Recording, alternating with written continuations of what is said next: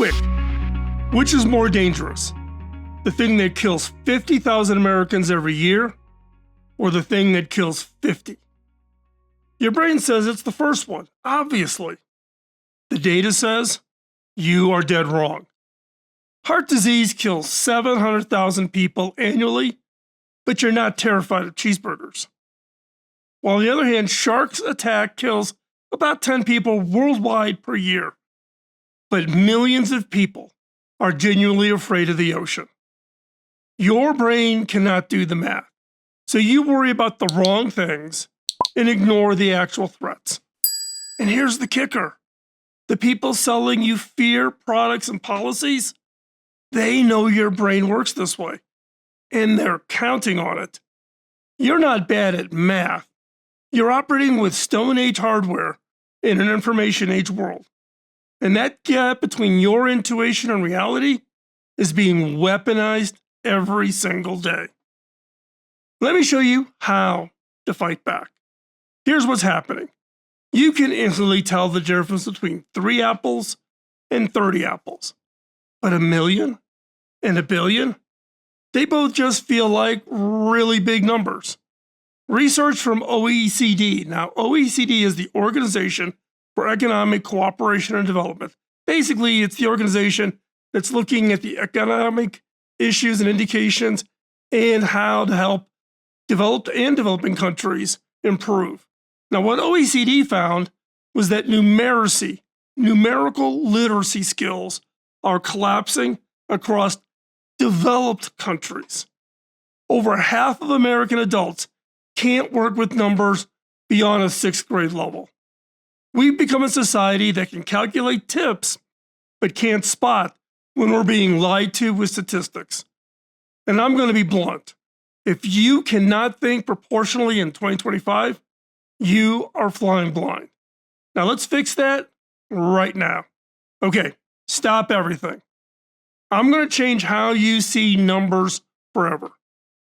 1,000,000 seconds is 11 days. So if you count out 1,000,000 seconds, 80 equals 11 days. Now take a second. Feel that? 11 days ago, that was 1,000,000 seconds. 1,000,000,000 seconds is 31 years. 1,000,000,000 seconds ago, it was 1994. Bill Clinton was president. The internet was just getting started. That's how far back you have to go. Now here's where it gets wild. 1 trillion seconds is 31,000 years. 31,000 years. A trillion seconds ago, humans had not invented farming yet. We were hunter-gatherers painting on cave walls. So when you hear someone say, what's the difference between 1,000,000,000 and 1,000,000,000,000? The difference is the entire span of human civilization. This isn't trivia. This is the key to seeing through manipulation. Because when a politician throws around billions and trillions in the same sentence like they're comparable, now you know they're lying to your face, banking on you not understanding scale. Here's the trick they use on you constantly, and once you see it, you cannot unsee it. A supplement company advertises, our product reduces your risk by 50%.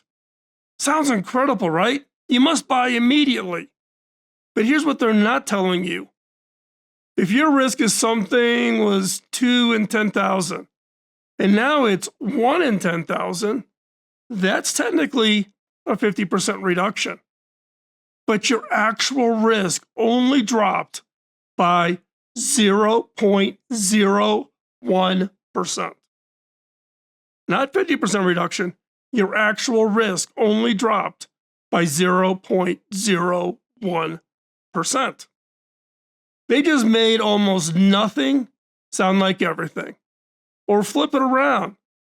This causes a 200% increase in risk. That's terrifying. Except if your risk went from 1 in a million to 3 in a million, you're still almost certainly fine. But this is how they play you. They show you percentages when absolute numbers would expose them. They show you raw numbers when rates would destroy their argument. So what's your defense? 3 words. Per what exactly? 50% of what baseline? A 200% increase from what starting point? That denominator is where the truth hides. And once you start asking this, you see the manipulation everywhere. Okay, now let's do this together right now. We're going to catch a lie in real time. I'm going to show you a real manipulation pattern I see constantly. Headline: 4 out of 5 dentists recommend our toothpaste. Now that sounds pretty convincing, right? Let's apply what we just learned. First, per what? 4 out of 5 of how many dentists? If they surveyed 10 dentists and 8 said yes, they're technically 80%. But that's meaningless. Second, what was the actual question? Turns out they asked dentists to name all brands they'd recommend, not which one was best. So 80% mentioned this brand along with 7 other brands. Third, what's the scale? There are 200,000 dentists in the US. In this case, they surveyed 150. So that's 80% of 0.075% of all dentists. So see how fast that falls apart? That's the power of asking per what. Now let's talk about something also that I want to cover here. It's what I call the exponential trap. This is where your intuition doesn't just fail, it catastrophically fails. And it's costing people everything. So grab a piece of paper, fold it in half. Now it's twice as thick, no big deal. Fold it again, 4 times, okay? Now keep going. Most people think if you could fold it 42 times, maybe it would be tall as a building. No. If you folded it 42 times, it would reach the moon from Earth to the moon. Got that? That's exponential growth. And your brain is not wired to comprehend it. Here's why this matters in actual life. You get a credit card with a $5,000 on it at 18% interest. And you think, oh, I'll just pay the minimum. I'll catch up eventually. Your brain treats this like a linear problem. It is not. It is an exponential problem. That 5,000 becomes 10,000 faster than you can possibly imagine. And then it's 20,000, and suddenly you are drowning in debt. Or retirement. Starting to save at 25 versus 35 doesn't feel like a huge difference. 10 years, whatever. But exponential growth means that 10-year head start could be worth 2 to 3 times more money when you turn 65. When you hear doubles every, or grows by X%, or compounds, stop. Your intuition just became your enemy. You don't need a calculator to spot these lies. You need a sanity check that takes 10 seconds. And I'm going to give you the fastest BS detector I know. Round brutally. 47 million becomes 50 million. 8.7% becomes 10%. Precision is the enemy of speed. Find the zeros. Is this thousands, millions, or billions? Get the ballpark right first. Do the rough math. That's 7% of 50 million. Well, 10% of 50 million is 5 million. So 7% is about 3.5 million. Done. Close enough to catch the lie. Smell test it. Someone claims, I don't know, we've seen this all the time online. Someone claims a new app has billion users after launching just a month. That's 1 in 8 humans on Earth. Really? I use this every single day now, this using a proportionality and scale. News articles social media posts, advertisements, 10 seconds, and I know if someone's lying to me. You're not trying to be exact. You're trying to do the unfoolable. Now, before we go any further, let me save you from 3 traps I see people fall into. First, don't become a conspiracy theorist who distrusts all numbers. Sometimes 50% really is 50%.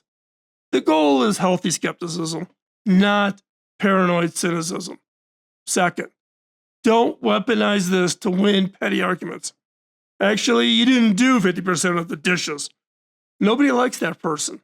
And third, don't assume you're now immune to manipulation. These are tools, not shields. Stay humble. Smart people don't get fooled all the time. They just recover faster. So let's put this all together.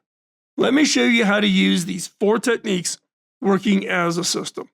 So, a tech company announces, we've tripled our user base to 3 million, growing 200% annually, and we have reduced our customer complaints by 90%. Wow, sounds like a great company. Well, let's walk through this. Scale check, 3 million users. In social media, that's tiny. Instagram has 2 billion. Context matters.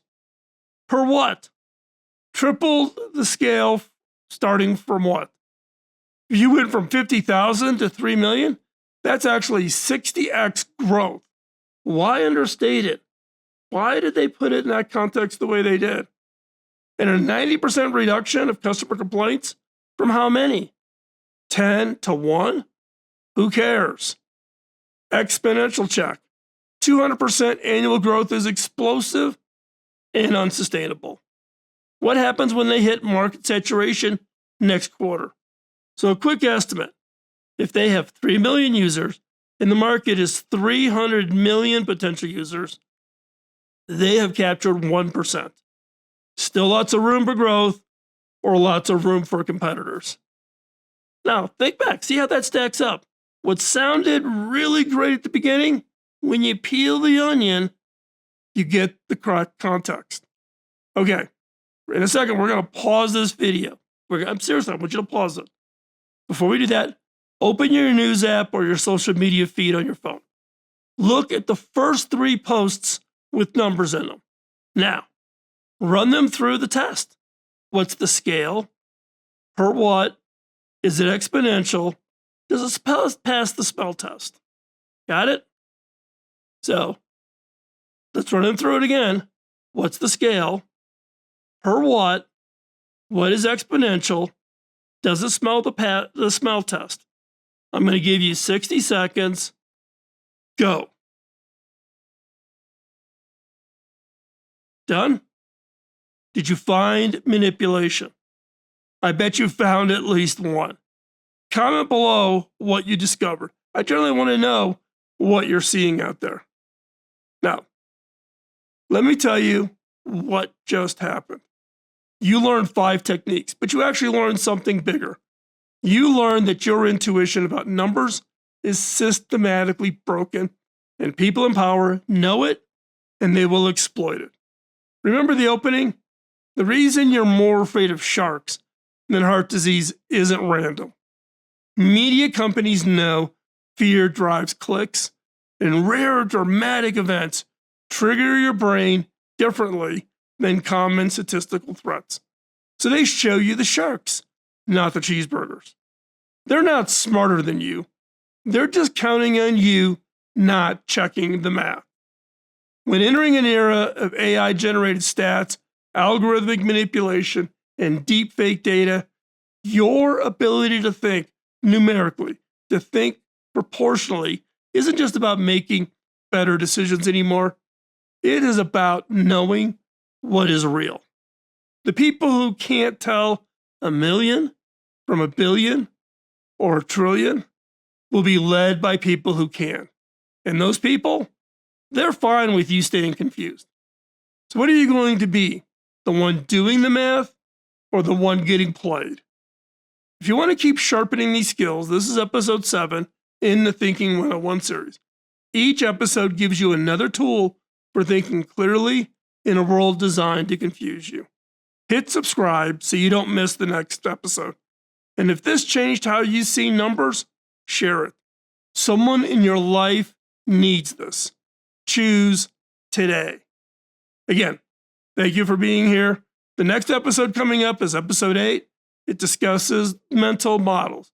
These are the invisible frameworks that determine whether you're stuck using a hammer as your tool or working with the full toolkit. Now, if you're jumping in mid-series, go back and start from the beginning. These episodes build on each other, and by the end, you'll have a complete system for thinking clearly in a world designed to make things unclear, I guess is the best way to say it. Links in the full series are in the description or over in the show notes at killerinnovations.com. And if this changed again how you see numbers, hit that like button. It helps more people find us. Subscribe and hit the bell so you don't miss any episodes. I'm Phil McKinney, and thanks for joining me today. Keep thinking, and I'll see you in the next episode.